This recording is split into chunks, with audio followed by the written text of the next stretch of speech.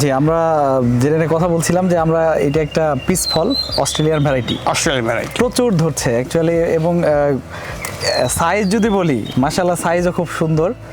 এবং আমরা পুরো গাছ জুড়ে দেখতে পাচ্ছি যে ফলন, মানে যে অস্ট্রেলিয়ান পিস ফল আমাদের দেখে এত সুন্দর হবে, সত্যি অকল্পনীয়। আমরা যদি একটু দেখি যে এই যে আমরা একটু হাতে নিয়ে যদি দেখি, সাইজটা বেশ চমৎকার, যে অস্ট্রেলিয়ান পিস ফল। তো এইটা আমরা একটু ভেঙে দেখি কেমন। ওয়াও, অসাধারণ। খেতেও নিশ্চয়ই খুব খেতে খুব সুন্দর, খেতে খুব মজাদার। সুন্দর। আমরা একটু দেখি। হ্যাঁ, বিসমিল্লাহ। এটা তো আমাদের দেশে এটার একটা মোটামুটি বিপ্লব ঘটানো সম্ভব। এটা বিপ্লব হলো সব, কিন্তু প্রবলেম হচ্ছে কি, আমাদের আমের সময় পাকছে, আমের সাথে মার্কেটের সাথে কম্পিটিশন।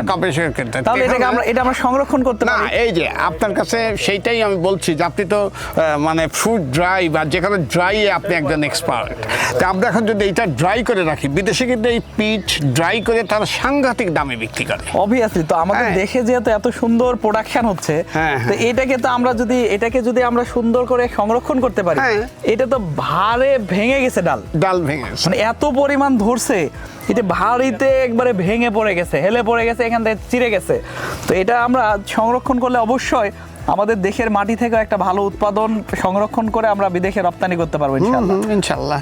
ঠিক আছে, ইনশাআল্লাহ। Thank you, Okay. Thank you.